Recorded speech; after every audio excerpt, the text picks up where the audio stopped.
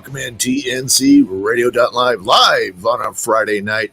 This is Driver Nation. I'm Tom from TNC Radio.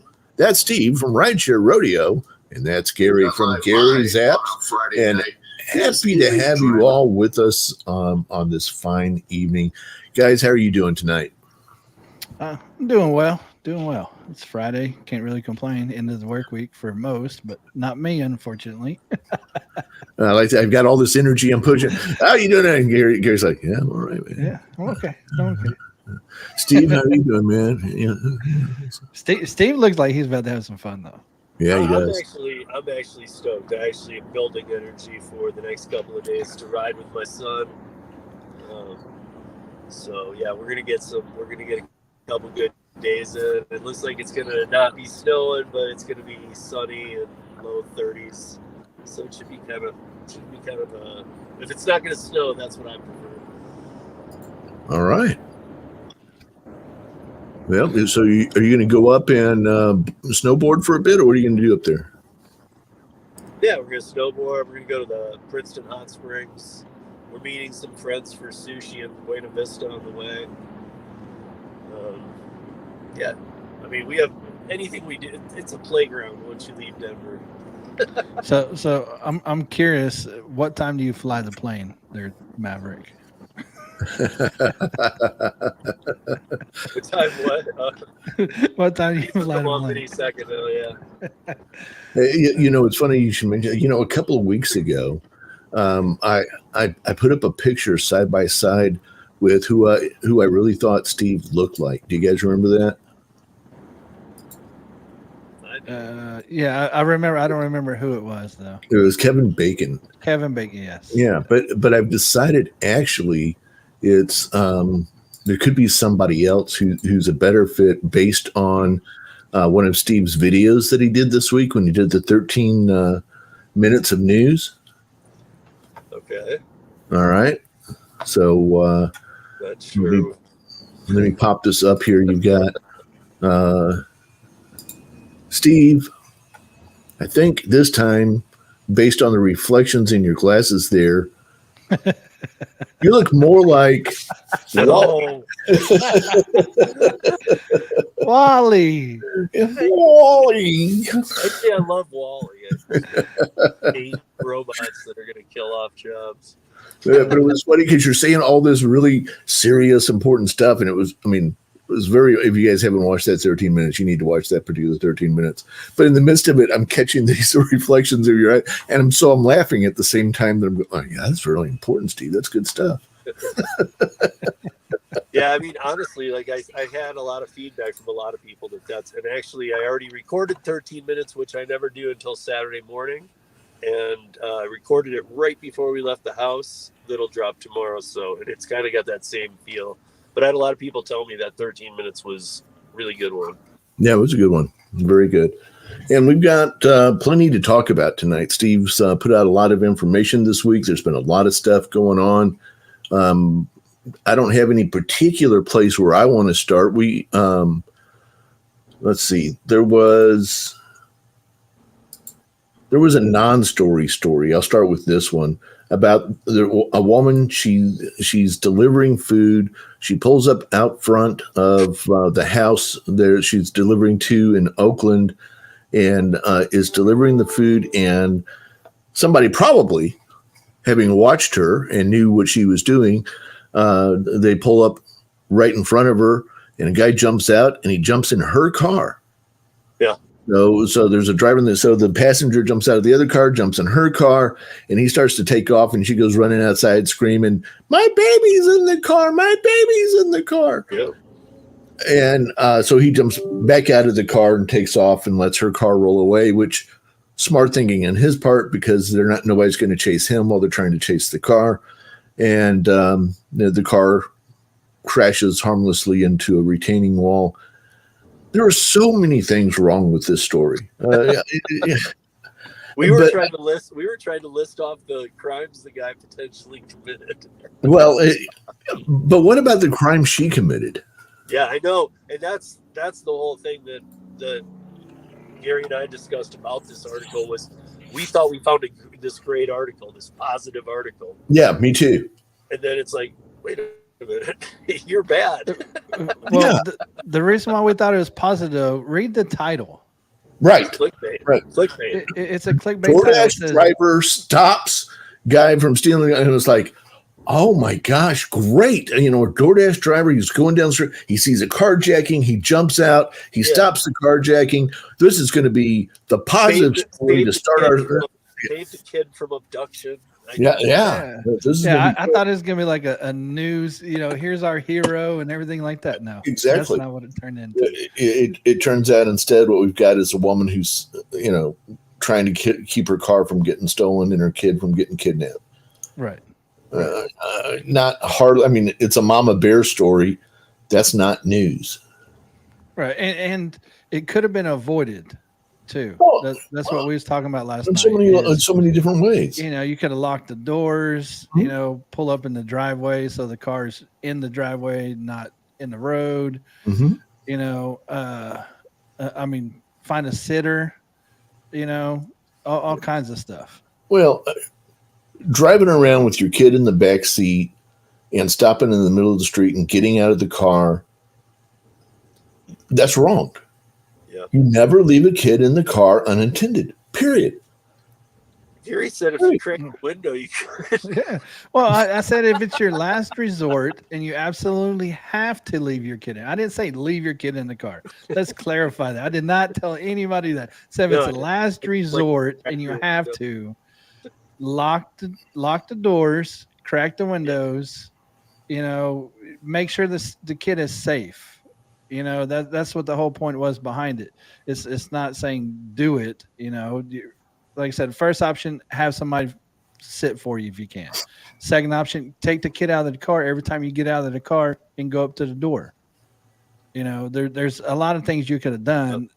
And also, let us not forget that we said, was it a year or two ago in San Francisco, the person was living out of their car and was delivering food and had their kid and their car stolen and their kid kidnapped. And this time it didn't end up well. Like, I don't know. Eventually, I think it was found. It took days to get the kid in the car back, though. Yeah. There are a lot of things that could have happened here. A brand new Durango. Now, there were people saying, like, well, that shouldn't matter. You can get any car you want. And I'm just thinking, yeah, but she's like that area. You can tell the houses are big. Mm-hmm. And maybe that's not where she lives. Maybe that's just where she's delivering. But still, she had this brand new Durango. And then the people that were trying to steal the Durango had, like, what was it? A Cadillac, Mercedes or something like that. Yeah. It was nice. So theirs was nicer with tinted windows. And that was precision. That was like movie. Well, that's what I'm saying. These guys knew what they were doing. No doubt about it. And I'm quite sure they stole that one too. Yeah, that's what I said too. Yeah. I was like, I bet they stole that one on the way and then decided this was another easy pick off. Right. So, these are professional car thieves, and she got lucky. That's all there is to it. But you don't leave the kids in the car. And I think you guys have watched me for a year here now. You got a pretty good sense of who I am and what motivates me and so forth. I'm not the kind of person who just, drops a call to 50 every time I see something I don't like or whatever. But you ever been in Houston in the summer? Yeah, it's hot. It's one of the hottest cities there is. It's nasty. It gets to at the end of May, it gets to 95, and it basically stays there till the end of September. Yeah, this time of year, it's awesome to live here. Awesome, but it's a hot place to be. And I was at the shopping mall and came out of the shopping mall. As I went in, I thought I saw movement in a car. And when I came back out, the back door was open, and it's two little boys, maybe 5 and 7, and they're gasping for air, trying to get air. And they've opened the door, and they're sweating. Got hot quick. I went back in the mall and called security and said, I don't know what's going on here, but these kids, I think they've been out here 30 minutes at least. Because I came in 30 minutes ago. I don't, what the heck? And again, I'm not the kind of guy who's, just going to drop a dime every time I see something. But you don't leave kids in a car. I mean, maybe she thought she was only going to be inside, or he thought, the parent thought that they were only going to be inside 5 minutes or something, but they were inside at least half an hour. See, I can't. There's no excuse for that. I can see somebody run up the door because like drop off food is going to take us 4 seconds. Besides the carjacking, the baby wouldn't have been in serious, danger. But dude, I want to point out that, you know what? That is a perfect example of that. We all say like, well, she was so quick, but no, right. She wasn't, because had the person not decided to just go screw you and just drive off. Well, yeah, that's what I was saying. You still have to take precautions. Well, even if it's a few seconds. But she could have fallen down. She could have had some kind of health issue. She could have been accosted by somebody else. You don't know what's going to happen the moment you leave that car. You don't know. Yeah. And then I don't know if we really dove into it. We touched on it, but I don't know if we dove into like, if the car had been stolen, how would that have looked with the police and your insurance and everything? The delivery insurance that doesn't do anything for you. How would that the delivery insurance wouldn't cover that. Right. The ones from DoorDash. Michael, what are you doing delivery and leaving your kid in the car running? Well, it would be up to a DA whether or not they're going to press some type of charges on the mom, for sure. But right. as far as the car theft's car theft. Whether your keys are in it or not, insurance will still take care of a car theft. Yeah. No, I get that. Yeah. At the very least, I don't have one of my little clip. Most people, they have two, right? You put one in your pocket, you leave one, run one there running the car, and every time you get out of the car, you click the one in your pocket, you lock it. When you come back, you unlock it. Right. Yeah. I would think most delivery drivers do something like that, don't they? That's what we say. It really depends on your car, because like I don't do that with my car, because if you get in my car and you touch the brake, it shuts off. If the fob's not in the car, it's not moving at all. Okay, well, yeah. So you've got you've got something that fixes that. Right. I have the anti-theft whatever built into my car. So it depends on your car. If you got an old car and you don't have a key fob, then you need to carry 2 keys. Right. Wait, but Gary, can't you turn your car on and let it warm up and take the fob out? Well, I got a remote start. You can exit the car with the fob in your pocket. As long as nobody touches the brake or tries to put it in gear, it will run for 28 minutes. Yeah, that's cool. Yeah. Okay. But if you get in the car without the fob in it and you touch the brake, which you have to touch the brake to put it in drive, it shuts off the car immediately. It doesn't even roll. It doesn't go into drive, nothing. It shuts off completely right then and there. So the proximity of the fob has to be inside the car. Inside the car for it to move. Okay, because maybe this was just older models, but I always thought you could even almost drive off, not far, but a little bit. Well, that's what I'm saying. Some of the older models you still can. That's why I said it depends on your car. Yeah. Because like the way I tested it is I actually started my car. I opened the door. I put the key fob outside the door and I closed the door. I mean, it was right there next to my door. And I pressed on the brake and it shut off. Yeah. Okay. But there are some out there that I wonder what mine would do. Maybe I'll test it while we're up in the mountains. Because if I were to leave it with Max and try and drive, mine's a 2015 RAV4. I wonder what it would do. I'm curious. Let me know. I will. Yeah. Now, I mean, you might be able to go away, but the moment you stop it, you ain't gonna be able to start it again. Yeah. I know. Well, I wouldn't actually go very far. I would just see if I could even go a couple car lengths, kind of thing. I would see if you can go half a mile. That's far enough. Max can walk half a mile. He's young. Tell him grab his snowboard and snow down to you. Snowboard down to you. Absolutely. All right. Well, I tell you what, that we've got a couple of minutes before the next break. Let's go ahead and do the break now. We'll get that over with. We'll be back in just a couple of minutes, and it gives us time to come up with the next subject. So we'll be right back right here at TNCRadio.live. Stay right there. All right, we're out on the radio side. Hello, everybody on the YouTube side. Glad to have you with us. Yeah, I can't let's see. So hi, everybody in chat. I don't know. Maybe Yeah, Gary so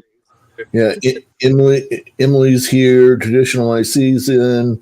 Red Speedy. Rodney's in. Nomadic Gig Economy Mom. Okay. That's Ceci. Yeah, okay. Ceci. Donna's in. Yep. Hi, Donna. Always Cherry Pick is in. Jonathan K is in. Hey, Jonathan. Savvy Shopper Delivers, a.k.a. Holly Camp is in. Who else we got in here? Rideshare Road Warrior Rick. Nice. Haven't seen Rick in a minute. Yeah. And Monique is also in. So a couple of dozen people just about.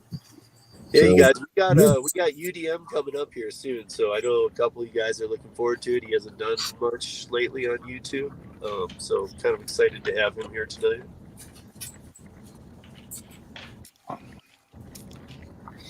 And I did get that song uploaded, I did not get his song uploaded. So, no, I've got it. But I think Tom figured it out on his end. Yeah, so I think we're good. Okay. Even though he's about to bite my head off. Harder. Let's see. So yeah, what's up, everybody? I saw Emily and Tremaine's live. Tremaine is doing another 30 days. A live straight?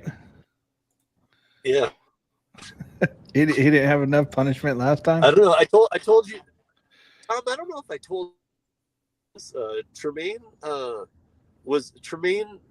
me and a guy Welty, who's he's basically half my age. We did this thing on branding this week, and Tremaine gave away a little tidbit of something, his newest project, and he hadn't talked about it yet, which is he wrote a movie using Chat GPT with one of our friends, Dark Road Run Joe. Or Joe's going to help him now that he's done it. Because he didn't write it. Chat GPT did. It wrote the movie, and it's called Galactic Love. Like, so I don't know how. Okay. We were playing around with Chat GPT last night, and it's just weird. It's very weird. Yeah. That's the AI thing, right? Yeah. Yeah, but Tremaine, I was like, so what's your new movie? He's like, well, I actually just told Chat GPT to write it, and it did in like 10 minutes. That's very cool. But then we got into who owns the rights to this movie, which really none of us could answer. Yeah. That's a lawyer question. That is definitely a lawyer. I was gonna say, often we can between all of us kind of solve it, but that's a lawyer question, dude. That's weird. All right, I'm bringing us back on the radio side now. So here we come back in 3, 2, 1.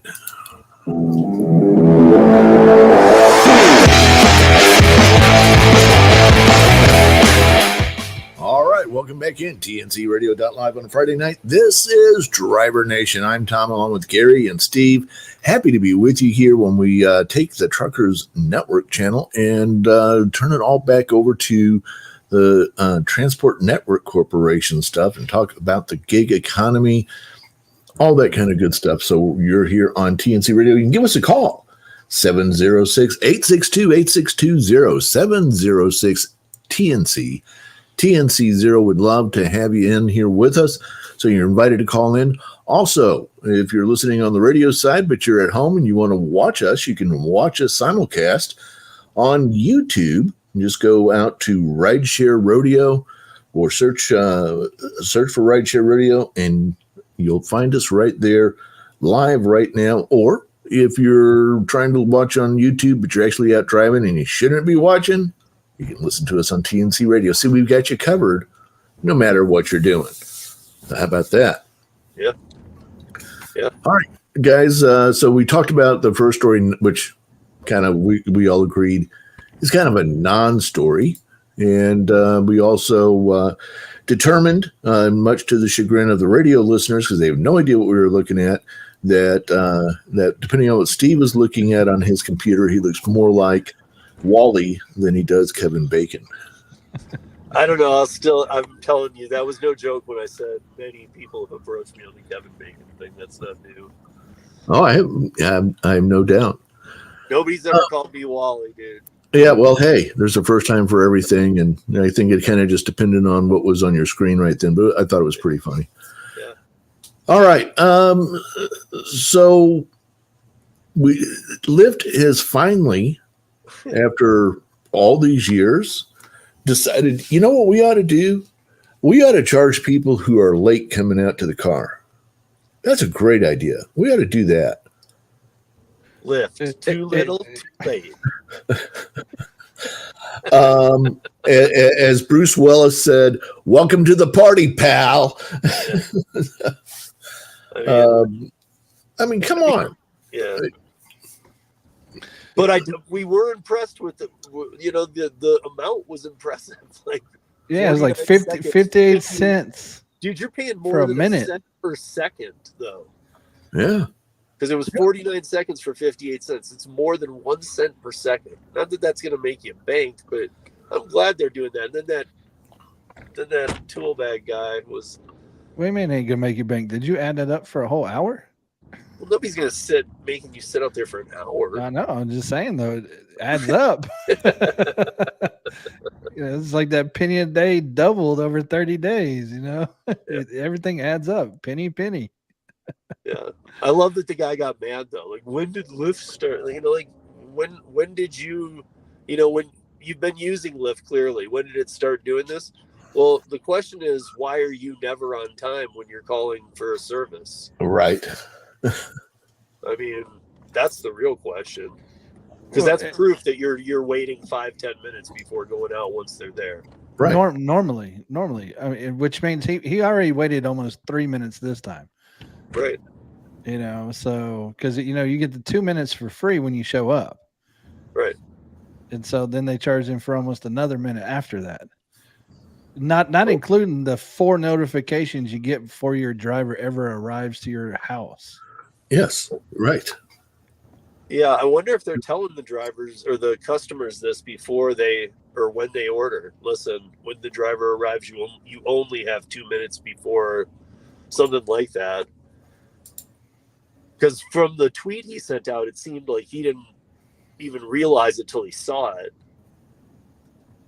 Like, what's this? Like, I've never seen this. I just remember the like.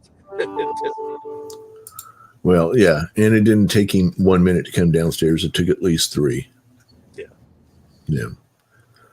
I don't know. It's I do. Last night, Tom, we talked about on the roundtable. We talked about the DoorDash driver. It gets confusing about the Uber Eats thing, but I think Gary's right. It was DoorDash that went into the college basketball game, and then I put the follow-up article because I was saying, dude, this ain't gonna fly with college basketball.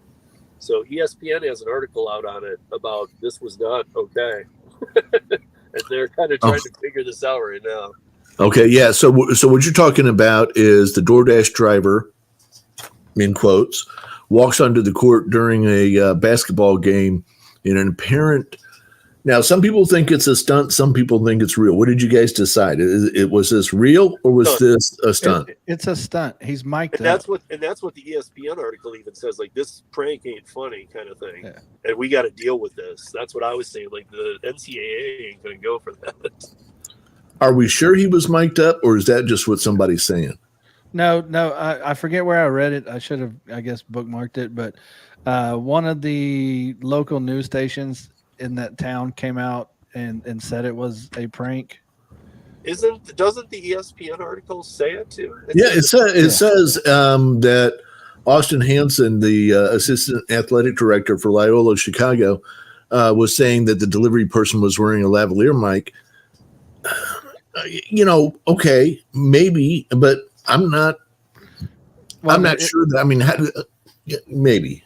And the article also says this prank was planned in advance, done for internet exposure. According to who? I mean, who? Where is it then on the internet?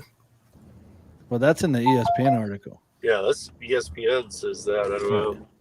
And also, when we looked at actually, when Gary said he was going to play a video last night, the video I saw had two commentators, so he played a different one from down on the court level. Right. And Kim's side money plans noticed things that made it. We've also had. Yeah, like she noticed that it was a McDonald's delivery. The drink was actually in his hand. We know McDonald's, they put everything in the bag. The bag was not sealed. Yep. It had no seals on it at all. So it definitely was not a delivery driver, because we know how McDonald's packages everything. So I agree with that part, and was hoping we'd get to that. So yeah, I agree with all of that.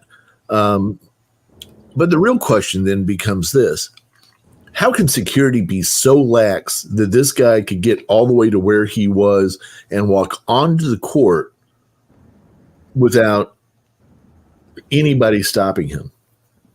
Yeah, 100%. I don't know. That's what we said too, because it's not like he walked down from the stands or anything, the seats. He came straight down the hallway where the players come out of. Right through the tunnel. And in college basketball, unlike some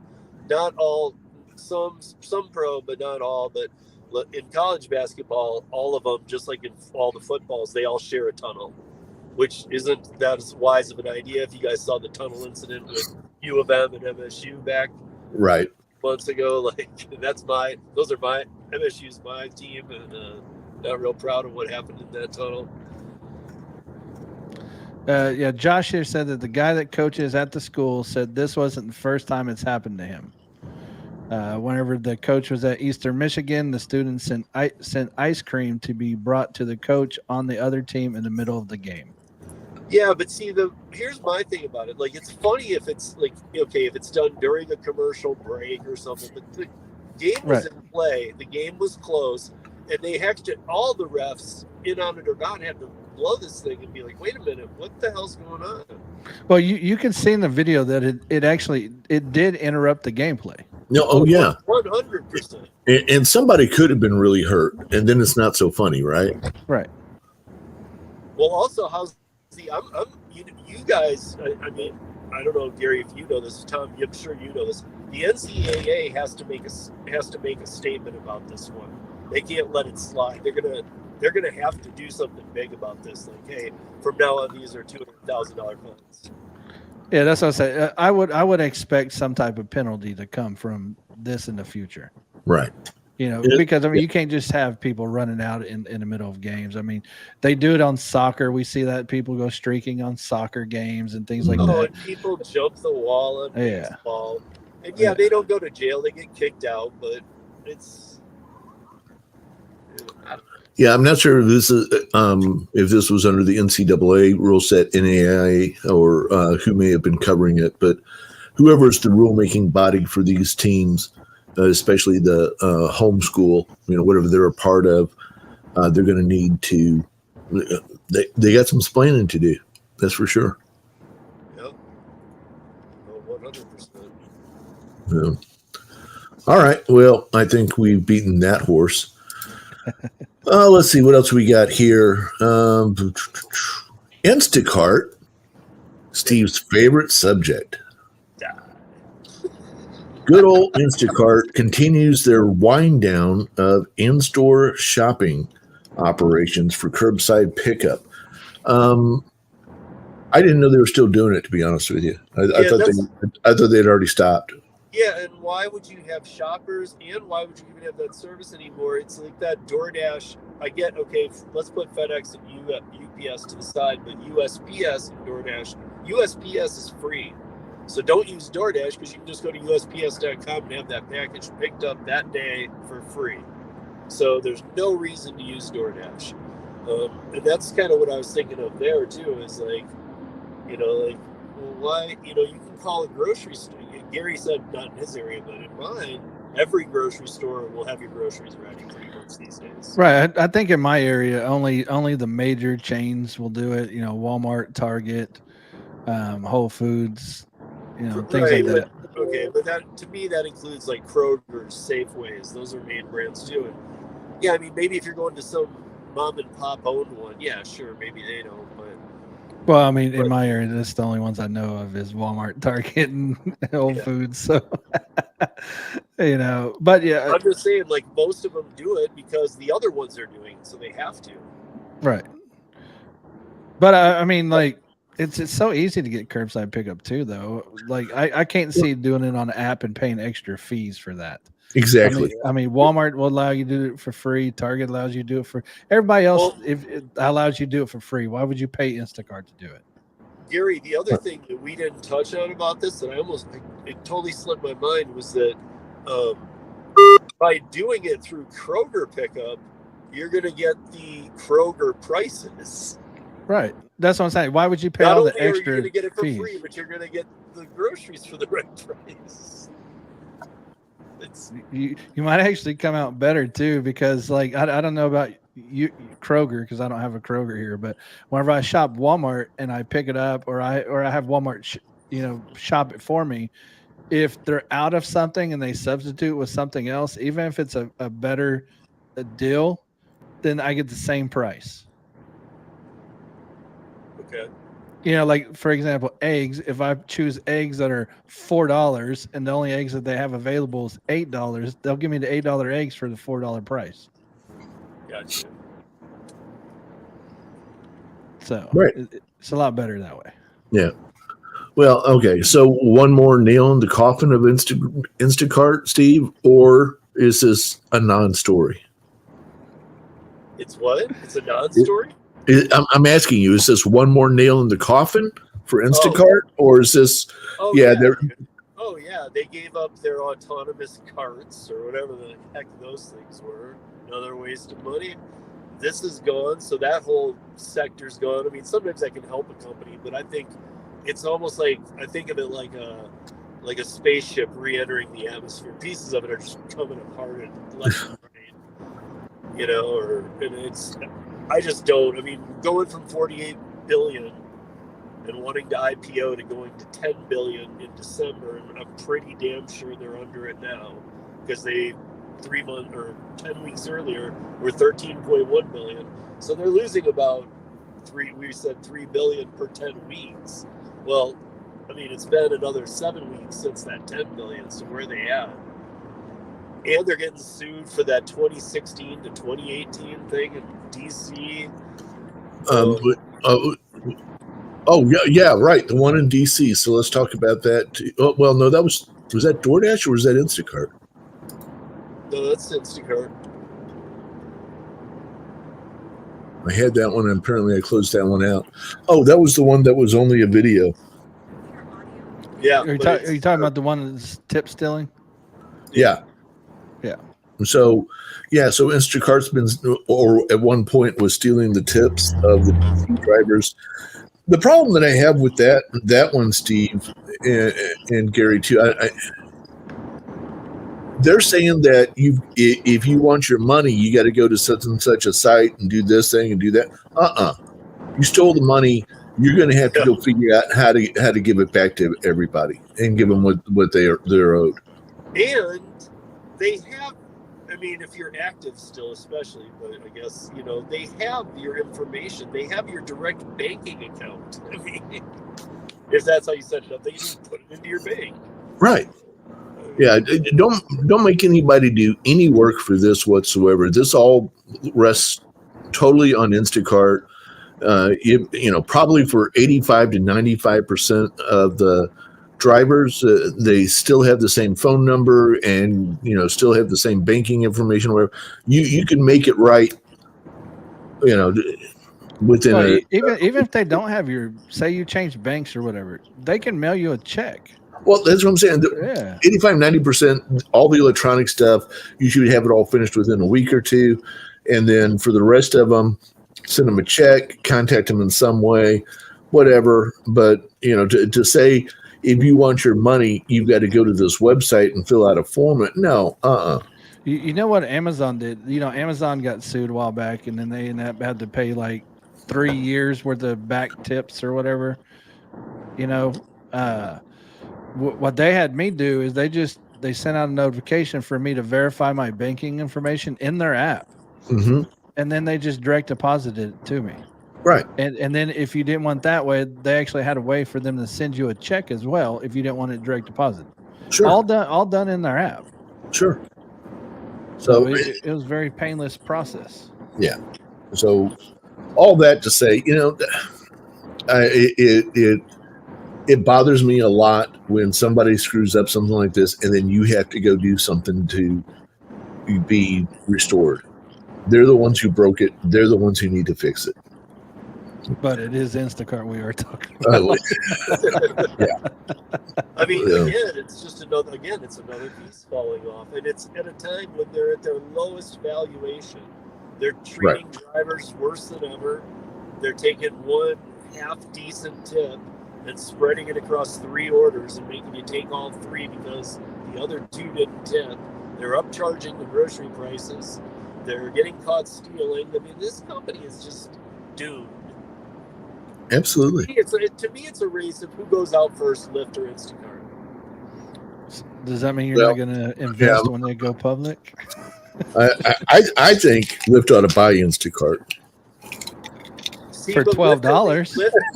Lyft just went under being worth $5 billion now. Instacart still claims they're 10, but I don't know. I might take the underdog on that one. Yeah, absolutely. All right. Hey, we're going to take a quick break here. We'll be right back on the radio side. You're listening to TNCRadio.live on a Friday night. This is Driver Nation. Stay tuned. How long? Let me add it up here. 27, 14, 1.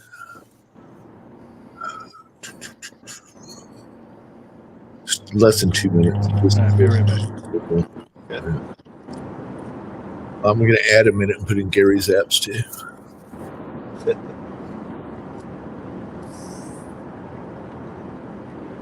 I'm entering some snow here. Are you? Yep. You had sunshine a little while ago. Yep. Then snow, and then we'll be in the valley later, and we'll be down here. Where we're going at Monarch is basically the pass from Salida. If you guys know Highway 50 in Colorado, Salida to like Creston Butte. Got some notes coming in for you on the YouTube side. Josh is saying that Curry has been fired this week. Big payouts this week. He's been pretty impressed. Others are wondering, who joined a little bit late, Steve, are wondering where you're going, what you're doing. So why don't you tell them that again? So, but yeah, I go up snowboarding. I'm usually a weekday warrior about it because this is my 31st year, but I actually started, I skied in the 80s and I, for a couple of years, and I actually, when snowboarding started on the West Coast, and it was like those straight boards with the weird cuts. I actually tried it a couple times in Michigan, like 88, 89. Did not do it. But then when I got, then about 90, I started doing it. So, and then there was 2 years that I was out though. So it's my 31st year is how I call it, because there was 2 years I was out for dislocating my shoulder and having 2 surgeries on it from snowboarding. So, but I'm actually, I'm going up with my son. This is a lot of fun when I get to do this with him. I'm usually a weekday warrior, so I don't have to battle the traffic. And I also got to get ready for Avalanche too, because that's, after that, all I have to do is my 80 practical. Okay. Let me interrupt you here just a minute, Steve. I'm going to play the Gary Zapps commercial that's running on the radio right now.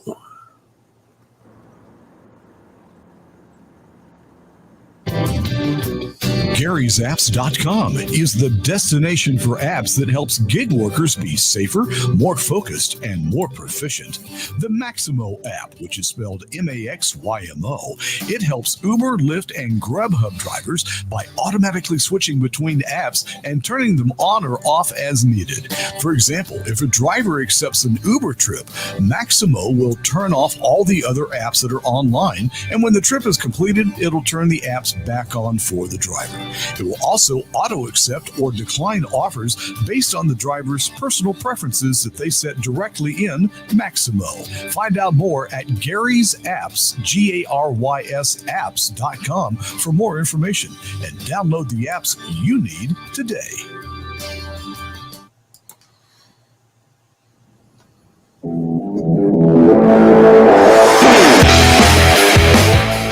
Welcome back in TNCRadio.live. We're simulcasting on YouTube tonight. It's a Friday night. This is Driver Nation. I'm Tom, along with Steve and Gary. We've got a couple of dozen people on YouTube who've been listening in, watching tonight as we talk about all things gig related. Okay, I think let's see, Bash Lyft, check. Bash Instacart, check. Bash Steve, check. Okay, so we've got the number one things that we usually bashed.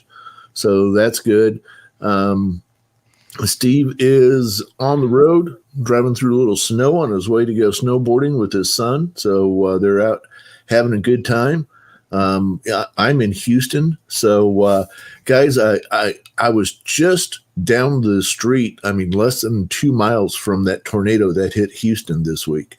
So we had some big time issues weather-wise this week, and we've got we've got a guest here, UDM, in the house. Yep, UDM just joined us. What's up? What's up, y'all?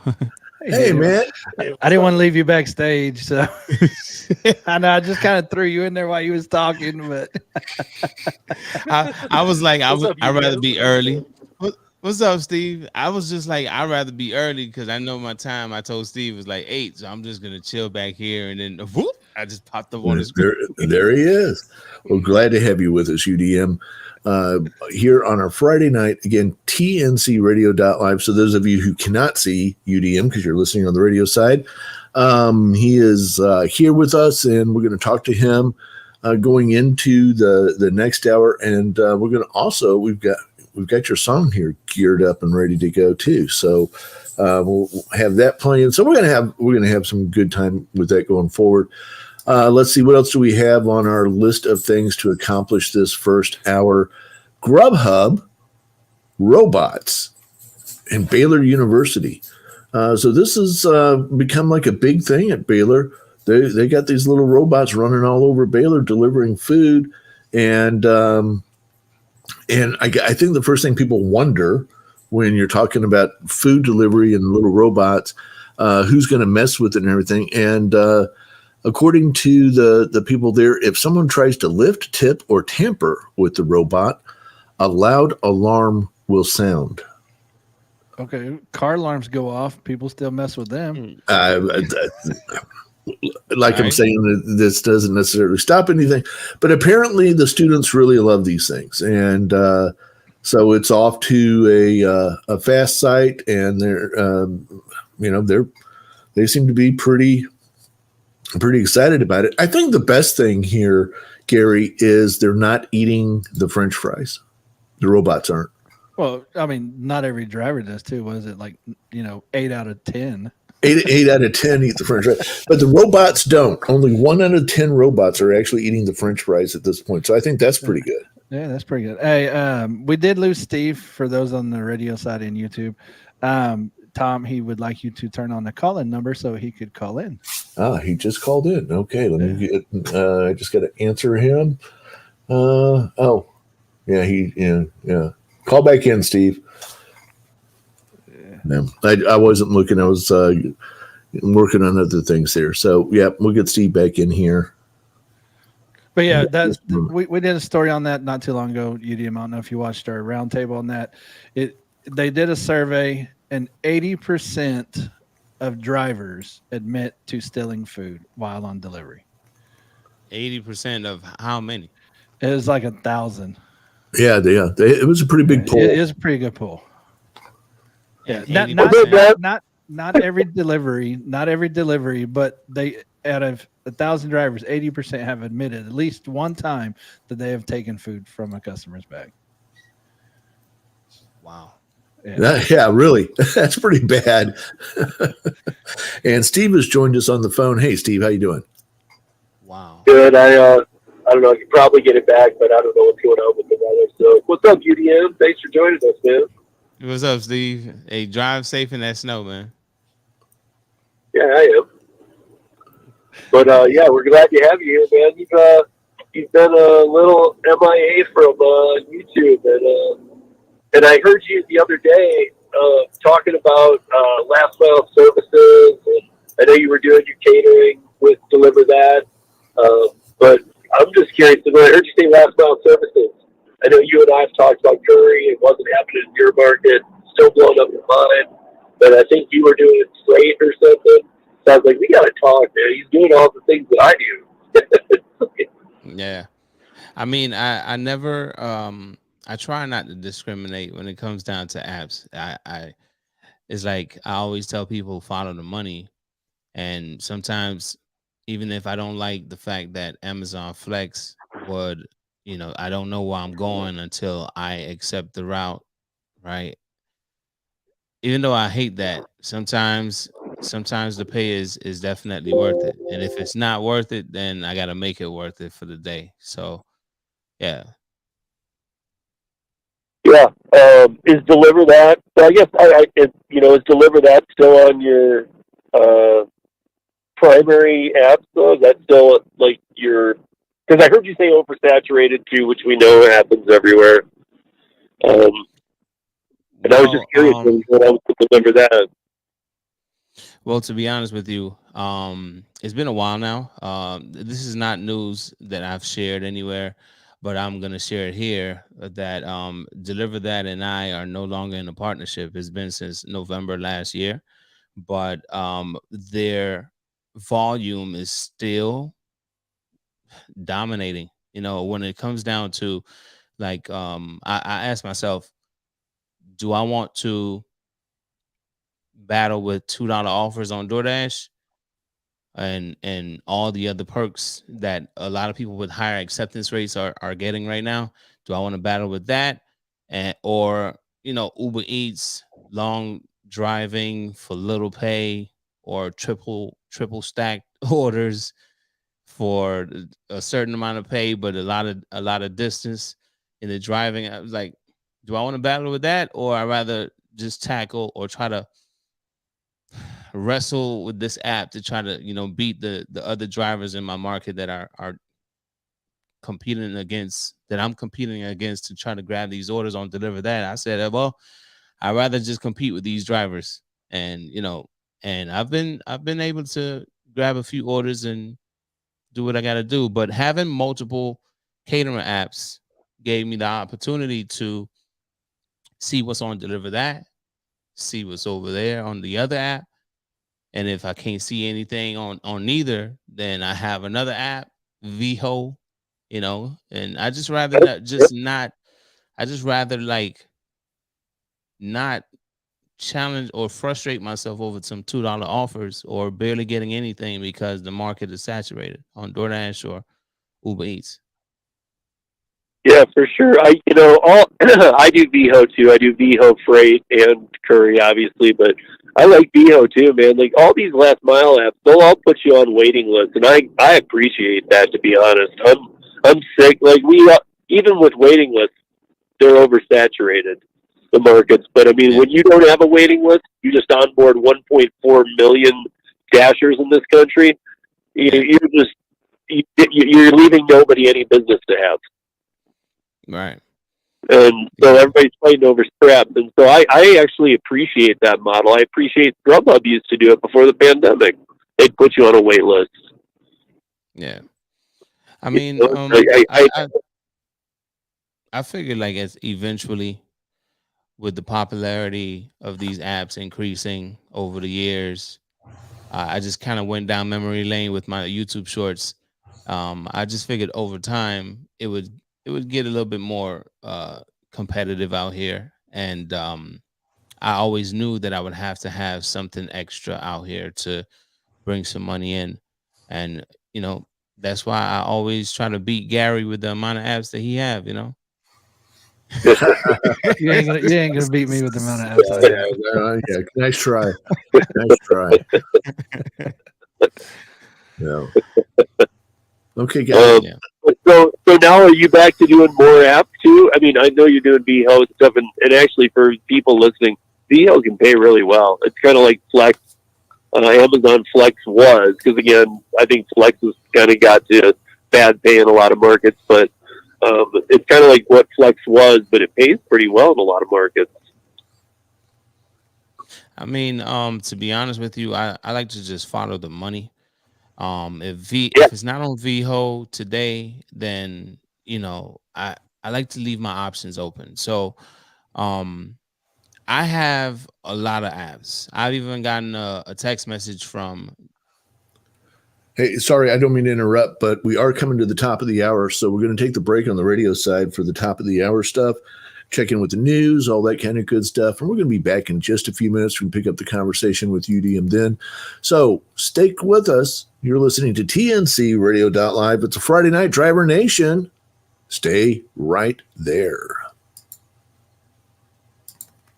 Sorry, UDM, don't mean to cut you off there, buddy. He wanted to be. Didn't you want to be on radio at one point? I mean, but as soon as I saw the finger, I knew to shut up because I was like, "Oh, it's commercial." Yeah, I appreciate that. Thank you. Yeah.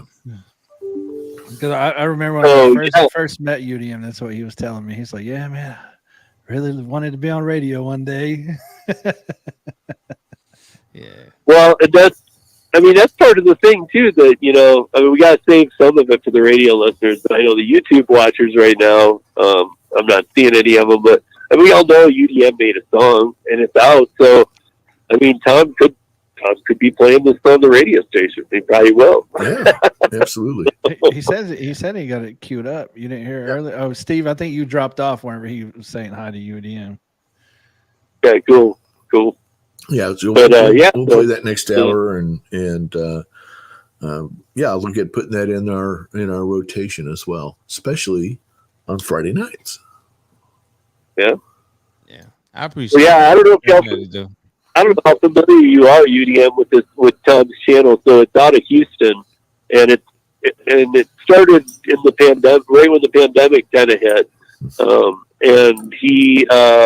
It was supposed to be for rideshare and things like that, but he ended up going with truckers and weather and interstate travel and what's going on and news and all these different shows on his channel. There's a TNC Radio app that you can download.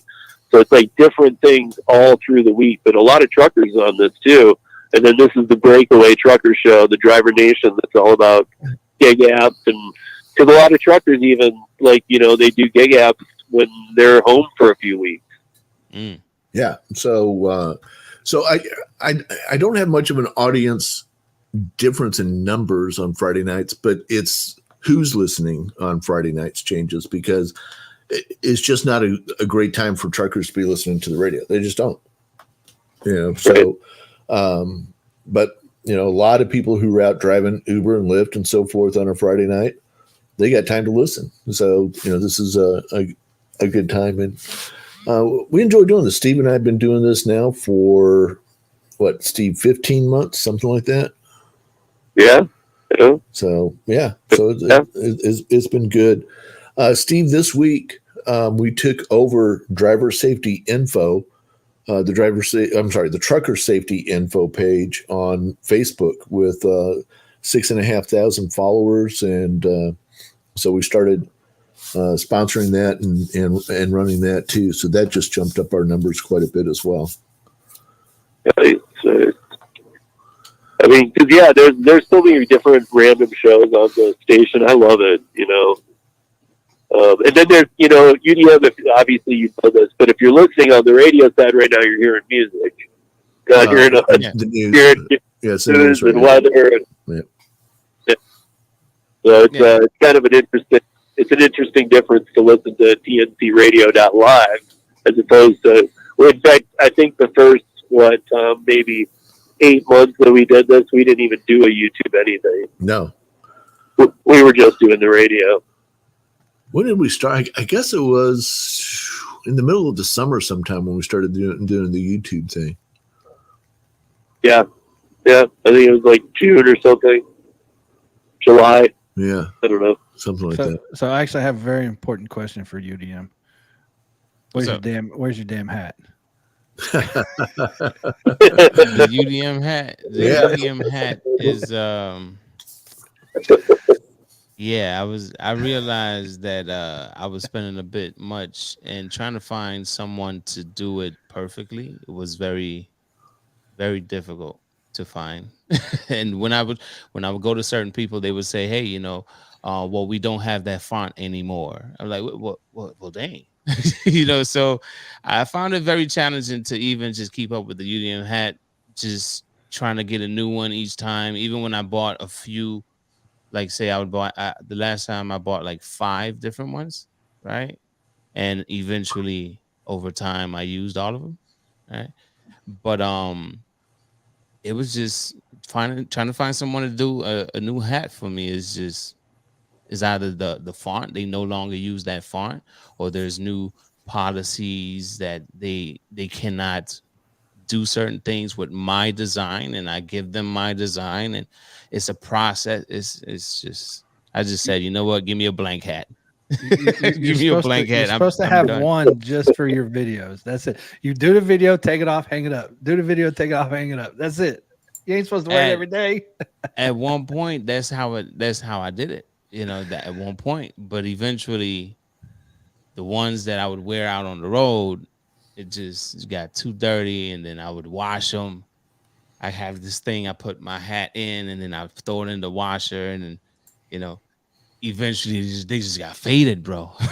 you know, He's they like, just I look take this terrible. one. I take this one. As soon as I'm done here, I take it off. That's Yeah. it.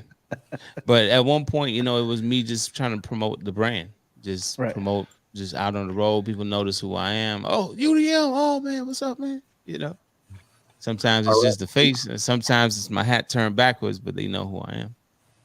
All right, we're coming back in here in TNCRadio.live at 32321.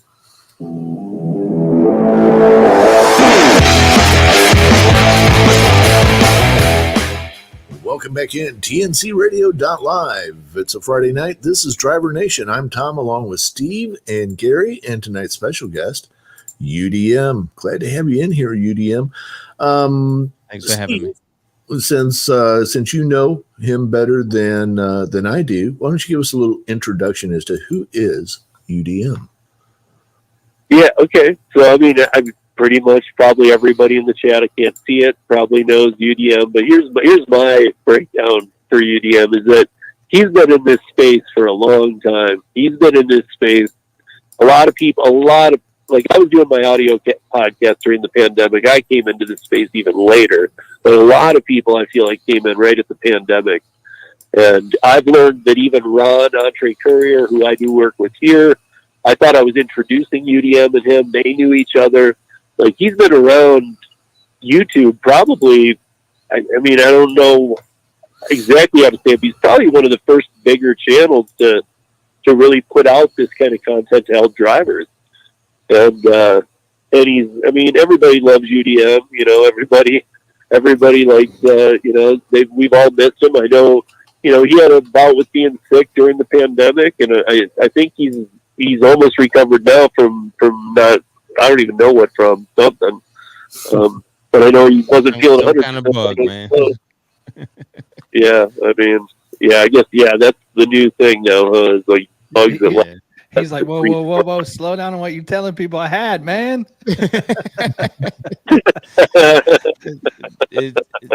One day. But I mean, that's what I would say is that UDM was dropping content before almost everybody. Yeah, at the time. Rideshare guy. Go ahead. I mean, Tom knows the Rideshare guy here. I think it was just you two, UDM. I mean, maybe a couple others, maybe, I'm sure, but I would say he was probably one of the earlier for the food delivery and stuff. We've had rideshare YouTubers for a very, very long time, since 2015. But as far as food delivery, I believe he's one of the first ones that I've actually seen for the actual food delivery side of things, and catering and whatnot. As far as food delivery goes, it was only paid to drive. There were some other channels that did like a brief video here and there, a little dibble and dabble of like Uber Eats or DoorDash. I think her name was something Gold, Indie Gold or something like that. She was the channel that pushed a whole lot of DoorDash content. Then it just stopped. At that period when it stopped, it was just Paid to Drive and I that were just talking about food delivery, Grubhub. And at that time, Grubhub was king. You know, Grubhub was the leading app. DoorDash was still at the bottom, and there was some Postmates and Uber Eats and so on and so forth. But you know, when those apps really started to get popular, especially when DoorDash took over Grubhub spot, that's when you know a lot of other people started really tuning into the YouTube and creating channels. And now you have a lot of channels that talk about these different apps.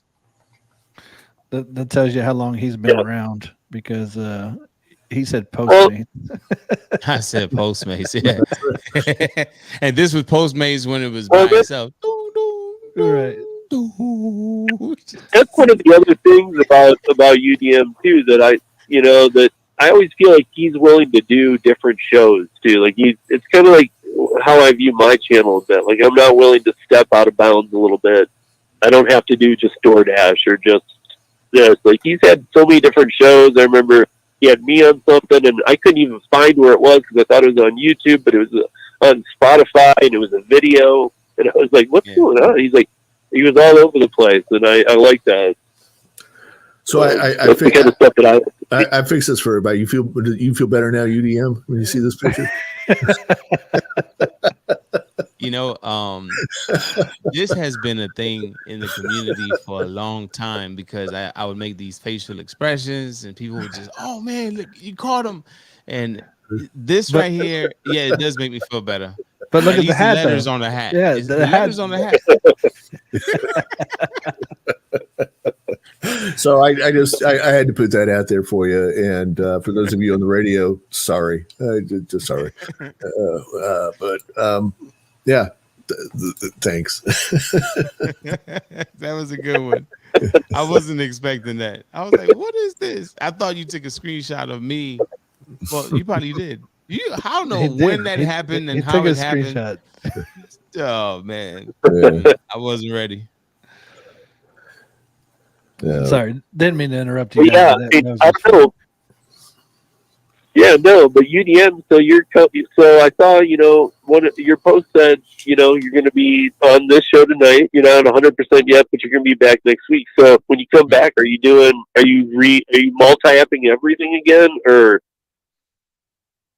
Well, you stayed away from delivery food? Like, I mean, or are you just going to leave them all open and see what happens?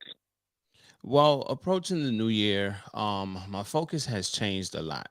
Right? It's been. Good. I felt like I've taught as much as I can teach. Right?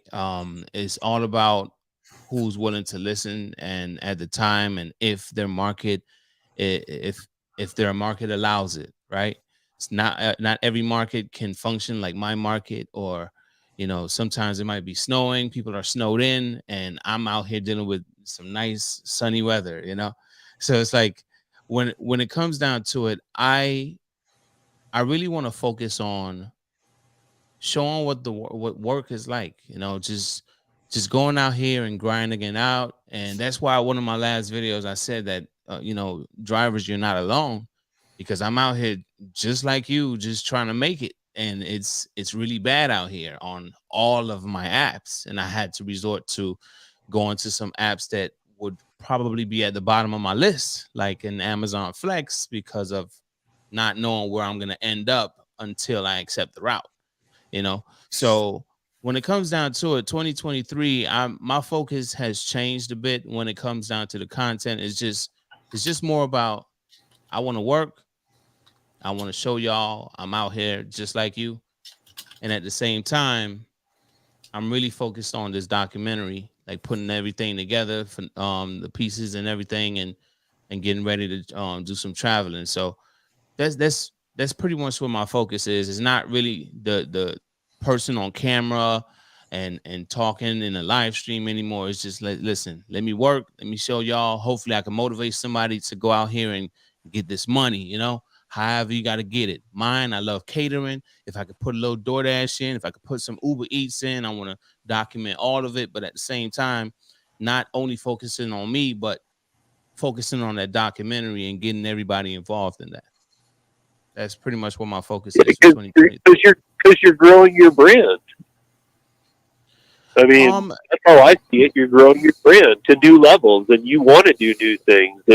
And I would love to, if you're willing to share a little, I would love to hear, and I'm sure some people don't know anything about it, but what you're doing with this documentary. Yeah. I mean, I really want people to be involved in it, because, like I've said on my channel, nobody else understands what you go through except another driver just like you, right? So when it comes down to sitting down and talking to a driver that's just like me, I don't understand what your market is like. I've never been to Denver. So when I come to Denver, I can't even say that I'm going to turn on my DoorDash or my Uber Eats and I'm going to make bank like I make here, right? I can't say that. What I can do, though, is I could sit with someone that is a veteran in that market and telling me where to go and where not to go and telling me what their experience is like in that market. So, and I just feel like more people need to hear those types of stories versus, how I made $300 in a day in Miami. Like, I feel like more people need to know what life is like out here for real. Yeah, I mean, we talk about market to market all the time, and not only that, the cost of living where you are. So you can't look at somebody that made $300 a month, then you live in a 3,000 person town in Georgia, and everything costs 1/5 as much. So you only need to make $50. I mean, maybe more, but I'm just saying, like, those numbers really, like, those videos that say I made this much really are only relative if you're familiar, like you said, with that market or that size market and the cost of living. Yeah, most definitely. And that's all fine and dandy, right? But when it really comes down to it, we're all in this together. Even if you only make $50 a day or you make $300 a day, it's all about knowing how to work your market. But how can you judge me for making 300 a day, and how can I judge you for making 50 a day when I don't really understand, or you don't really understand what it's like working in my market or me working in yours? So, like I said, it's just, I feel like it's always good to have a conversation about what life is like out here. And I think it's also good to see that there's not always going to be a $300 day. I just feel like, over the years, I've seen a lot of videos how to make $1,000 a week, how I made $300, how I made $400. Those are the big numbers. But what about how do I meet a $4,000 goal, or how do I pay my mortgage this month? Because it's been so rough in Q1, and stuff like that. I feel though, like $1,000 weeks. No, those are about average for a lot of gig workers now. I mean, most gig workers full time are doing 7 days a week, and it's only 142 a day. So I mean, when you compare it to when people started posting those, everybody's like, "Oh, $1,000. But now it's like that's a regular work week. Yeah. I mean, but the other thing is, like, for Door Dashers, Gary, you and I were talking about this. Like, how many hours are they on the app, and how many are active? Because there's a big difference, man. If you're spending 80 hours on the app, and then you say you were fit 45 active, and look how much you made per hour. I hope all of you are doing your math off the 80 hours you spent on the app. See, a lot of people are saying that they start from home, though. I think a lot of it depends, though. Like, when you multi-app, you can't go off of active hours because your active hours can be different for each app. Well, so you can't really do it off active hours or off of total hours. I'd say not active hours, total hours. You can't do it off of that because you have to go off your active hours for each app that you're actually doing because you're multi-app. Right. But I mean, you should roughly know, though, if you start at 8 a.m. every day and you end at 8 p.m. every day, you should know how many hours you're spending out there. And if you're only working for 2 hours out of that whole day, something's wrong. You have to change up. Yeah. Right, I and totally start learning those dead zone times too. Like if from 2 to or 1 to 4 or whatever 2 to 5, it's dead in your market. Stop working it, and then turn back on at 5. Yeah. Like we got we all love Bud Soda, so I know this isn't a bad comment, but we got the Bud Sodas out there working way too much. I know there's some people over the years. I've seen some people that, like, especially on Facebook, I made $1,500 in this week, but then I look at their hours, it's like 84 hours, 90 something hours, and I'm like, dude, like, when did you take a break? like come on, man, you gotta live too, Right. Exactly. I'm like, oh my goodness, you gotta live. I remember when I had 3 jobs. When I was in the W-2 life, I had 3 jobs, and I would end one and go to the next one. I was making like $1,500 a week, but I didn't even have enough time to go spend it. Right. I didn't have no time to go spend it at all, and I'm like, why am I doing this to myself? I'm just working and working and working. That's it. I'm not enjoying life at all. So that's just my take on it. Yeah. Well, and you and I and Gary and Tom, we're all fathers. I mean, we all want. Right now, I'm heading up to the mountains to snowboard, but I'm also it's just my son and I this weekend. So this is, you got to take some time. I mean, if you're a parent, especially, you got to be taking the part of the flex and all of this isn't just the money and all this. It's being able to take the flex time for your personal time. Yeah, that's what Josh was just putting in the chat there, Steve. Is I'm always telling these people, what are you working for? Because if you're just working to work, why are you working so much? I mean, if you're not enjoying anything that you're achieving by working, then I don't get why you're actually doing it. If you can't go on vacations, can't go, travel, snowboarding, whatever you like to do. If you're just working every single day and not doing anything for yourself, you need a hobby, something. Yeah. I mean, I'll admit I haven't taken a vacation even like this. Like I usually, like I said, I'm a weekday warrior. I come up on like a Tuesday and I come back on a Tuesday and there's no traffic and I get 3-4 hours in of hitting it hard. But we're going up for the weekend. I haven't taken a weekend out of town. I can't even remember, guys, to be honest. I haven't taken a vacation like this, even a 2.5 day vacation in a long time. But I can't say the same. My daughter, she's a senior. No, you can't either. I can't. I've been on a few vacations this year or last year. Listen, before I caught this bug, whatever this is, right? I was out of town. I've been traveling a lot. My daughter, she's a senior now. She only has a few more months of school, so there's a lot of going to this camp over here because since she plays soccer, there's like a lot of traveling out of town. We were just in Jacksonville, then they came back from Jacksonville, then we went to Tampa. We were supposed to go to Tampa, but it's just been a lot of driving back and forth. And then we were actually supposed to go back to Tampa. And then we were supposed to, it's just been a lot of driving up and down the road. And we're supposed to end up in, I think, Ohio in June. So it's like, it's been a lot of traveling because of her, trying to get her to these different camps and, get these scouts to see her play and all these different things. But when we go out of town, she's so caught up in soccer, we don't have anything to do, so we just enjoy the scene. Gary, we went to doing the parent we went to thing. Texas, right? We went to Texas. That was my first time in Dallas. We drove to Dallas, and I learned that Dallas can be very expensive.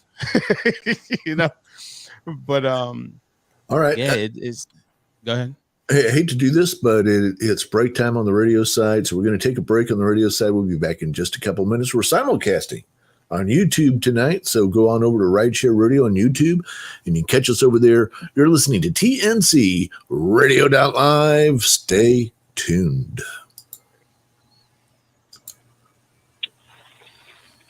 It used to be a lot easier, UDM, when the breaks were coming. When before we started the YouTube thing, because we would join the Zoom call and we could see the timers, and so it was like, oh, okay, well, we got 2 minutes to talk. So Yeah. I mean, it's cool. I'm over here intrigued because I remember when I was with the radio station, we had a big clock for on air and all that, and when it was time to read an ad or drop an ad, do a drop, a DJ drop or something like that. do you want me to share that, Tom? Sure. So this is how we run the radio station. So I've got 17 seconds left in this particular commercial, and then 3 minutes. No, that's a 3-second spot, and then latest news headlines. That's a good news thing, and then nice. This lays it all out, and then it shows us when we come back in again here in a few minutes. So, yeah, let's just keep track of everything that's going on and. When we're going to come back. We use something called, I think it was Radio Boss or something like that. Yeah, that's a competitor to the one I'm using. This one's called Nextcast. Yeah. Nextcast is kind of stormed to the front of the field right now because he's got it working on all sorts of different types of platforms. So, and it's very easy for me to go in and, if I want to change colors on things, if I want to change fonts, whatever I want to do, I can do things to make this as easy on me as possible. So this particular computer I'm running this on, the screen is 4 feet from me, but I can read it all just fine. Yeah, this is nice. Yeah, it's cool stuff. Taking me back to 2014, man. Yeah, made it very easy when we first started this to do our conversations.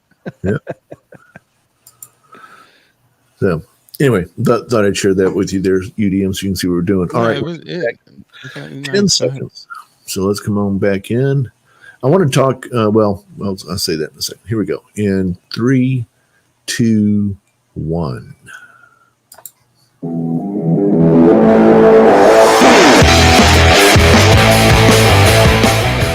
Welcome back in, TNCRadio.live. Happy to have you with us here on a Friday night.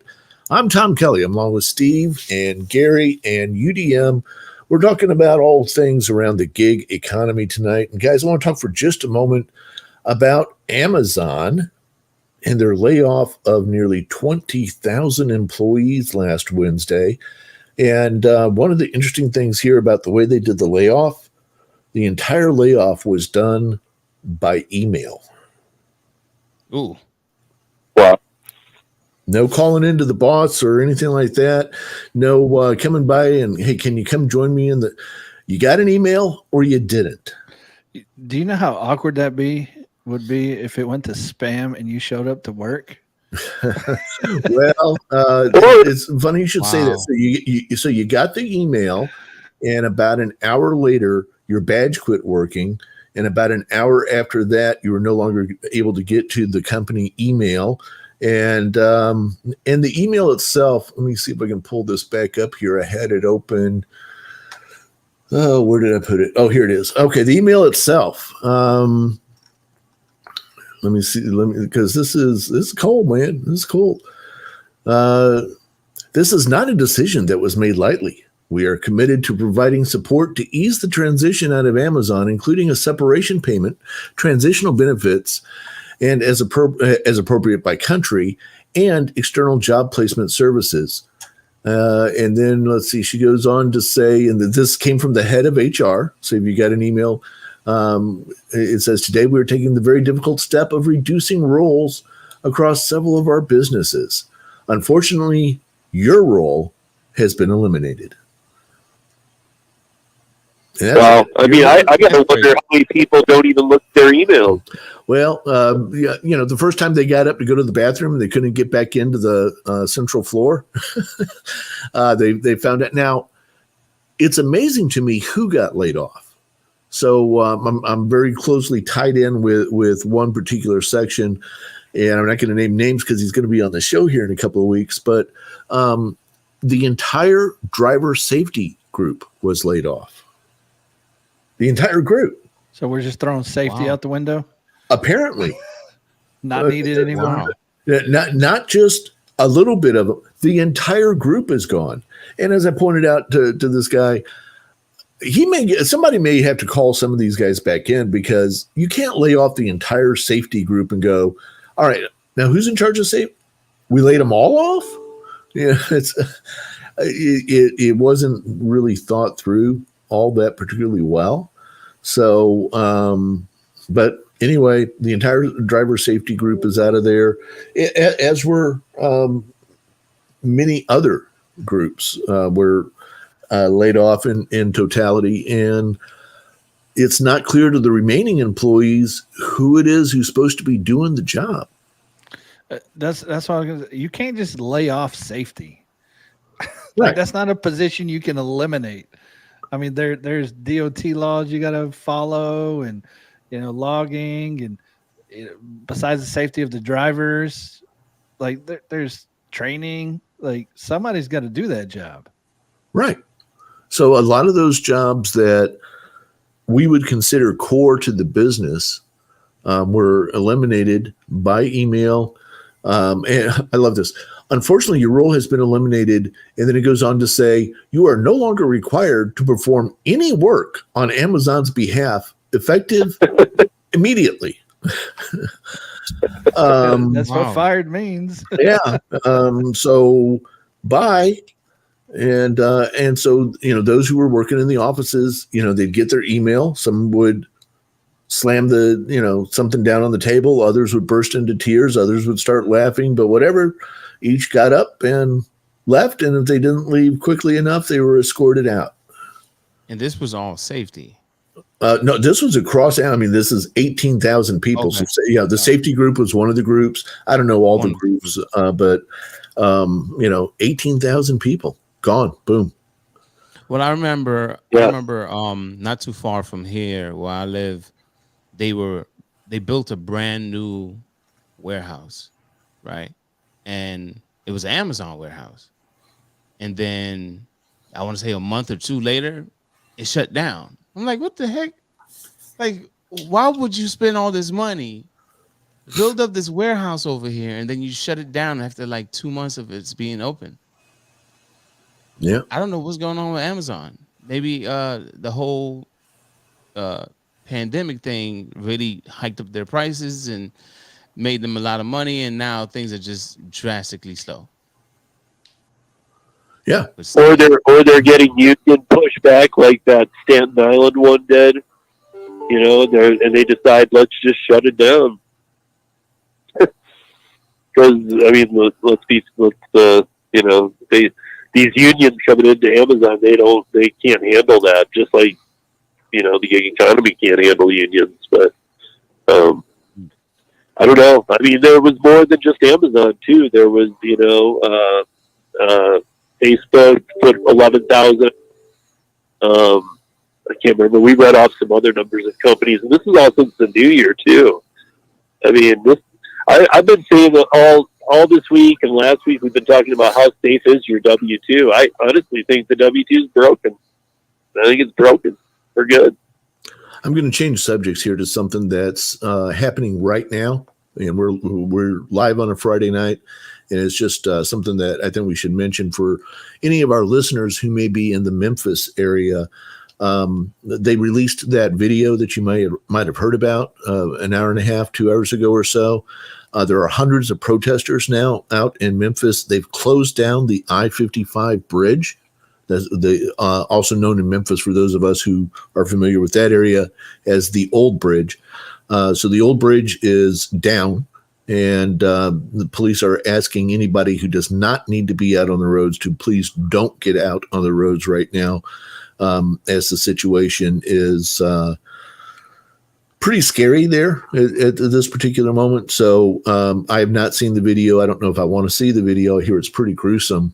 But, people are making it clear that they're not okay with this video. For those of you who aren't familiar with at all what I'm talking about, there was a guy who was essentially beaten to death by the police. And he didn't die instantly, but he died a day or so later. And, it was pretty horrible stuff. Yeah, it was pretty horrible stuff. And it's going to be a rough night in Memphis, and the police are saying, look, you are allowed to protest. We don't got a problem with the protest. Feel free to protest, but no violence and no destroying property and none of that kind of stuff.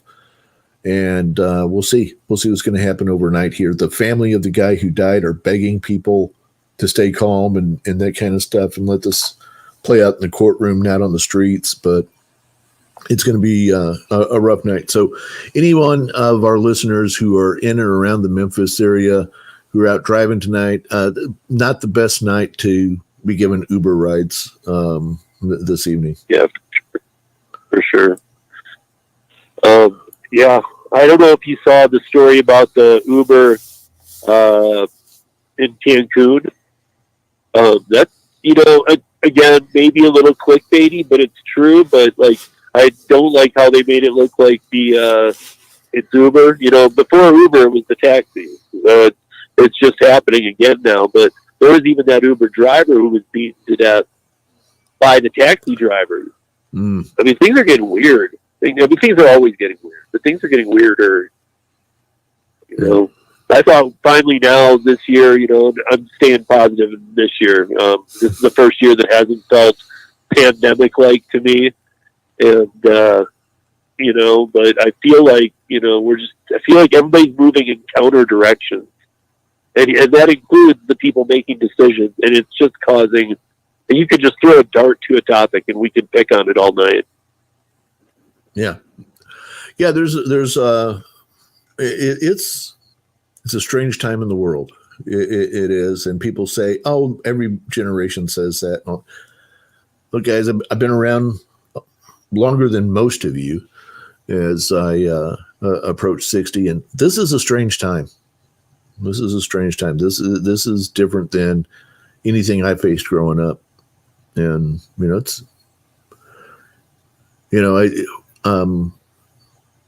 I guess it was Rodney King who said, why, can we all just get along or whatever? These people never listen to the guy who's crying for peace. And, we need peace out there right now. Yeah, they make up their own mind on how to handle it. And I get the anger, but I mean, when you get the guy it happened to crying for peace, and yeah, a major injustice was done. There's no two ways around it. When you get that, I feel like everybody needs that. That's the person you should be respecting. Right. So, so that's what's happening in the world right now. Just felt like that was something that, since I knew it was happening, I'd be remiss if I didn't point out that, it's crazy times. So, let's see. I wanted to bounce it. There was one more thing I wanted to say about. I was talking about the Amazon layoff. What was interesting that I also found out about this was about an hour after everybody got this email, Microsoft, the head of Microsoft, sent out an email to all the employees of Microsoft saying that 5% of Microsoft would be laid off from its payroll. He circulated an email as well. Strangely enough, like I said, right, within an hour or so after Amazon, the Amazon employees got their email. And so that they've got 221,000 employees around the world. So that's about 10,000 employees are going to get laid off from Microsoft as well. I don't know the timing on that one. But so a lot of the big companies that geared up in the wake of the pandemic are now gearing back down again. Mm. So, yeah, but don't we always see this at the first quarter though? Seems like every year, January, February, layoffs. Come, June, they hire 40,000 people. Right. Yeah, it's like seasonal. Yep. Yeah. So we'll see. Q1 is always the slowest from my I guess from my perspective. When I see businesses, when I see a lot of things that's going on after Christmas, things start to slow down. A lot of layoffs, and then right around summertime or maybe closer to fall, you start needing people. You start doing a whole lot of hires again, and it's just a ever So Never-ending cycle. when I separated from my company back in 2018, the stock has never been as high as the day I left. So it's the highest that the stock has been since then. So hey, if they want their stock to go back up, they're just going to have to bring me back, I guess. But no, I worked in IT for over 20 years with the same company, and I was part of merging two big companies together. And we took two broken ponies and we put them together thinking there was going to be a racehorse, and it was just one big broken pony, which is the same kind of thing. When I laugh about Instacart and Lyft getting together, that's what's in the back of my mind is, I wouldn't be shocked if they did try to do something together, thinking that somehow they could help each other out of the hole that they're in. But when a man finds himself in a hole, what's the best advice? Quit digging. Yeah, quit digging. So you said Instacart and Lyft merging together. Like, what are they going to do? Build on top of quicksand? Yeah, well, that just wouldn't shock me at all. That you take a couple of companies that are underperforming, and you try to put them together, thinking that somehow this is somehow going to fix something, and it rarely works out that way. In the same way that's Insta-Lift. Insta-Lift. Oh my gosh. Careful, that will stick. Oh my gosh, yeah, I could see that happening. Like you get a ride share and you get 10 minutes in the grocery store to get your groceries, or the Lyft leaves you. Yeah. I don't know. Yeah. Well, free lifts to the grocery store. Who knows? Okay, so I've been off of the scene for a little bit. This is not real, right? No. What? Okay, just wanted to make sure. No, Lyft and Instacart are not merging. No, I don't think they are. But I'm just saying, if that announcement came out tomorrow, I would not fall off my chair in surprise. But tell them how much longer would both of them last. I mean, like UDM just said, you've been off the scene for a minute. Both of them are failing more than you remember. Even, I mean, it lifts under $5 billion now. Instacart's at $10 billion after 15 months ago being at $48 billion. I mean, they're losing they hemorrhaged $3 billion in 10 weeks at the end of last year in value. Yeah. So, yeah, both companies are a mess, and this is what messy companies do: is they grasp at straws, and I wouldn't be shocked. I'm not saying it's happening. I'm saying it would be a normal course of business, especially for both of them. Yeah, that would definitely be interesting, though. Like you said, your Lyft is outside the grocery store or something like that. Yeah. Well, here's the thing, though. Steve, you said that they get 10 minutes to shop, or your Lyft leaves. Well, they're going to charge wait time for that 10 minutes too. Yeah. Yeah. Maybe you just get a Lyft and then you call your local supermarket and don't use Instacart, but they use the name, and then they use their autonomous carts. And yes, UDM, that isn't a joke. There were autonomous grocery carts technology that they've now bailed on because they thought maybe this is a waste of money. You think? All right. Hey, I just never grocery carts are going to do. So. We're going to take our final break of the hour here on the radio side. We'll be back in just a couple of minutes. You're listening to TNCRadio.live. This is Friday night. That means it's Rideshare Nation, and we'll be right back. Hang in with us. All right, guys, this is the last break, and this one is about 3 minutes. All right, gonna grab a drink. Okay. That's interesting. All the companies are, and again, I think UDM, you've been doing this as long as I have, kind of thing, or close to it. That we've all said it, even probably tonight, that January is just slow. It just is. You said Q1 slow. That's true too. But even, I mean, that's almost, we always say market to market, but that's almost across the board. January is just, because even if you live in a hot, sunny place like where you are, and you would think maybe it's not affected. It's affected because everybody spent all of their money in December. So people they're looking to cut back even on things they've started using weekly or daily, like delivery or groceries. They're even going, wait, pause on this for a minute. So, I mean, I tell people, hey, man, if you can't, I was saying this year, if you can't afford the vacation, just do a staycation. Just take 2 weeks off and be at home. Do a home project. Get healthy. Do something. But you know what I found? I found since doing the catering orders, I found that even in Q1, like only maybe about the first week and a half or so, things really slowed down with the catering orders. But it's like they're picking right back up. I was just yesterday I had about 48 catering orders. That's not just for one day, but that's for the entire week. Like 48 catering orders. Then I had to like chop off, I guess, the ones I wasn't able to do. But just knowing that there's 48 catering orders out just for the entire week coming up, it's like, whoa, like what's going on here? Like people are really hungry, but it's really just businesses.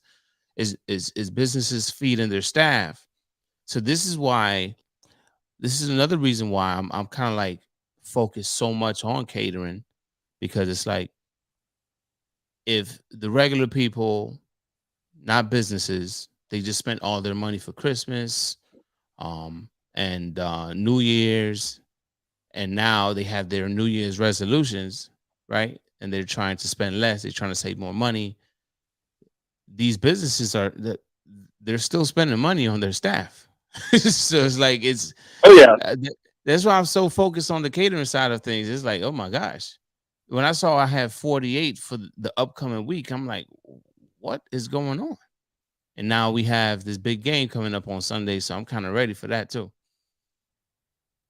Yeah, I mean, you got football and stuff, and then you got, like, when I was in the bar industry, all the bar industry parties are always in January. So our holiday parties were always in January, because we couldn't afford to take it, or, we were too crowded in December to have a party night.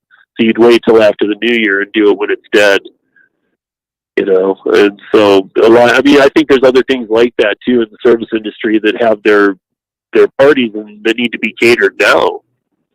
Yeah. People have to remember that even gig workers, like the whole service industry as a whole. I mean, you're giving up holidays, you're giving up the times when when your kids are on school break and all these other things, because that's the most busiest times for the service industry. So you can't take time off. You can't afford to do this, that, the other, and so I mean, it does come around, but I still think January, if you're gonna, I mean, almost nationwide, and I don't like making blanket statements about market to market, but if you're gonna take a 2-week break, do it in January. All right, we're coming back live in 3, 2, 1.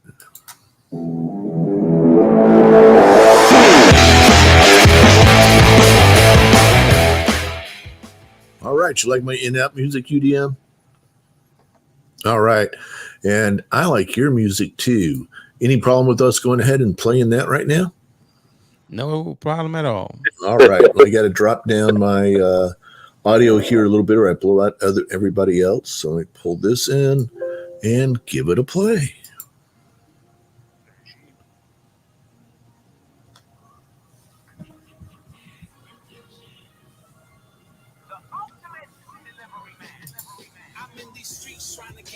It's a little low, Tom.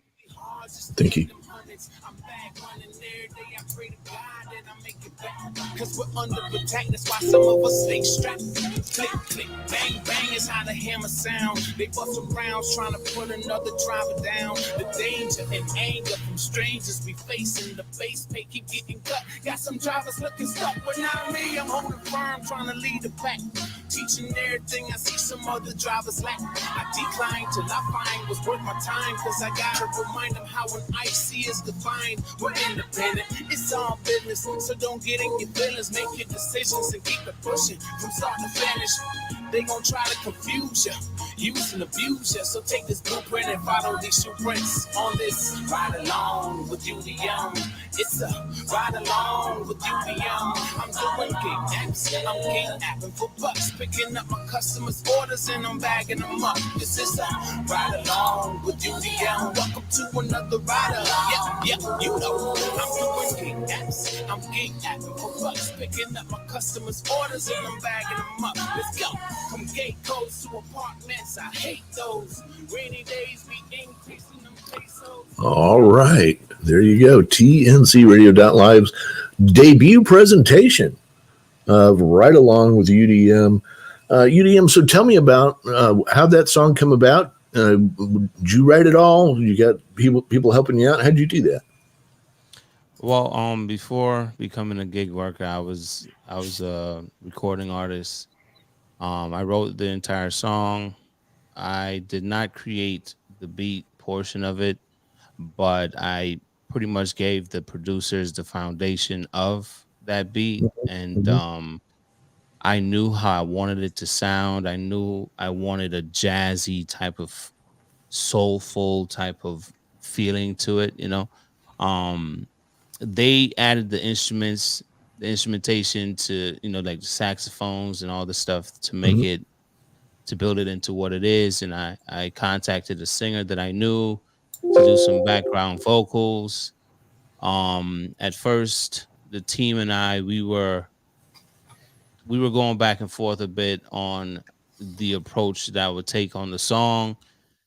It was really, I try to help them understand. I didn't want it to be me featuring the singer. I wanted it to be like if I'm live on a stage, I'm performing, and I have 3 background vocalists, and it's almost like an Earth, Wind, and Fire live performance. You know, like the background singers have their parts. You know, they're singing their parts either with me or, you know, by themselves or just going back and forth with me.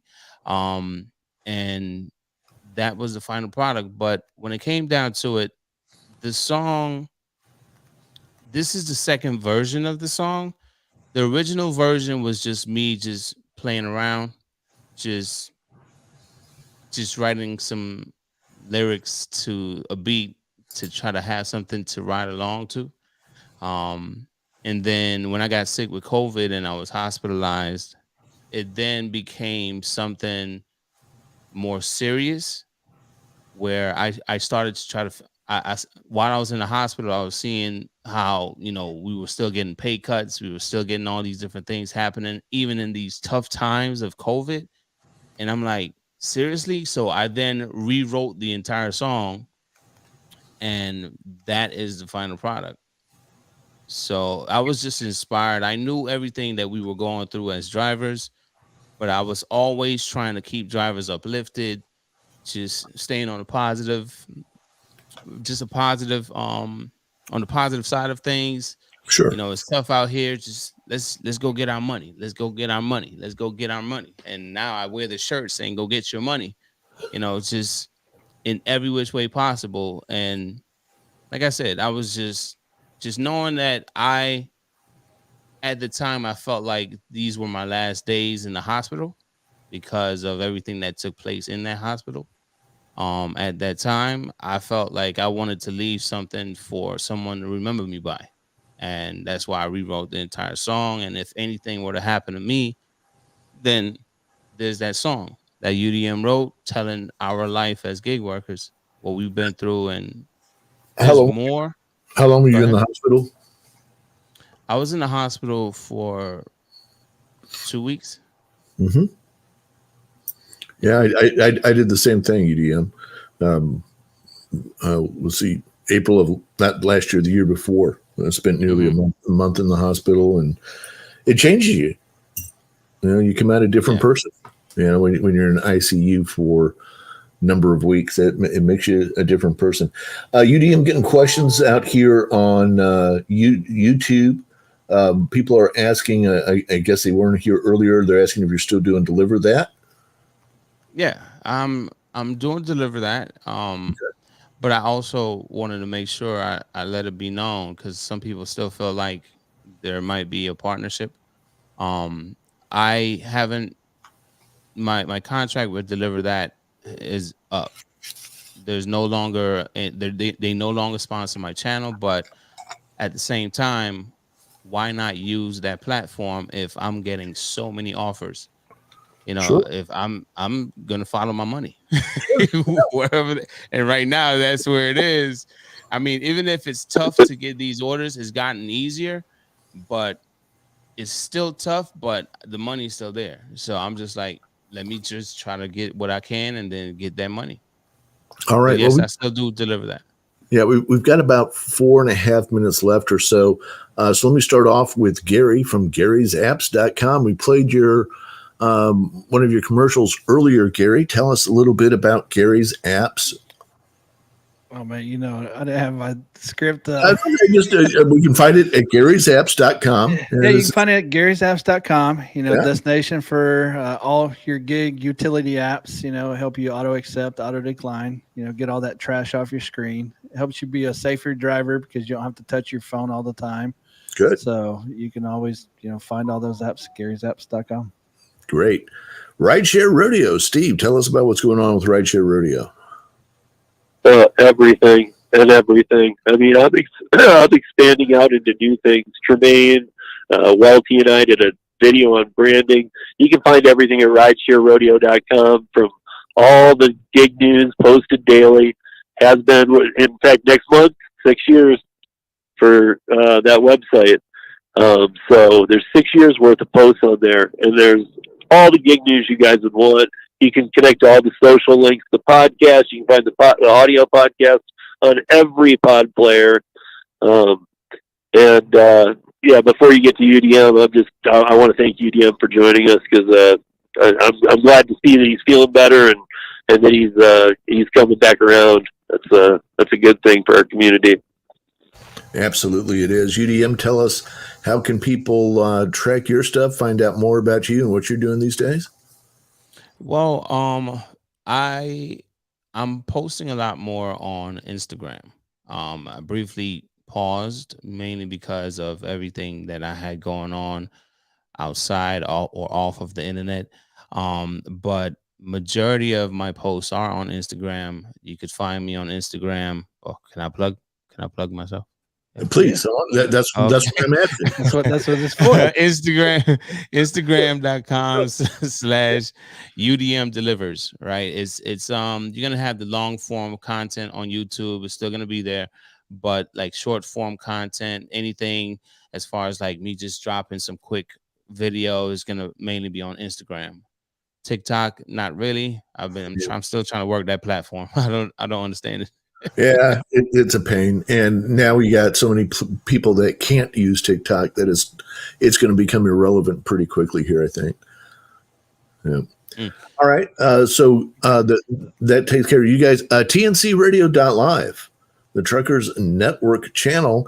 But we don't just do programming. I mean, it's not, you have to be a trucker to enjoy it at all, but that's our target audience. And every morning we keep everybody up to date with the morning drive stuff, give you information regarding news, traffic, and weather from around the U.S. and Canada, following the 16 largest shipping cities. So we'll tell you what's going on. And we just do the major highways and stuff. So if I-55 is shut down in Memphis, like I was just saying, that would be the kind of thing that we'd be telling people about. And or the other day we had a big accident at I-55 and I-57 up in Illinois that had everything shut down for a while. We were tracking that one. So that's the kind of thing we're doing on a daily basis. And then each evening we have what we call TNC Radio Prime Time. And that has shows everything from shows about better mental health to shows about staying physically fit to shows that are all about what's the latest in supply chain economics and those kinds of things. In the afternoon, we do the Truckers Network radio show. Last week interviewed Ray Stevens, and this week interviewed George Thorogood, and that was a lot of fun. George is he's something else. He's a party animal. You guys know who George Thorogood is, yeah? Yeah. Bad to the bone. Yeah, Bad I to know. the bone. Yeah, and so I remember that was the rescheduled interview, yes. right? Yes, we had interviewed George once before, and we did a do-over. He had a migraine the first time. Yeah. Yeah. So yeah.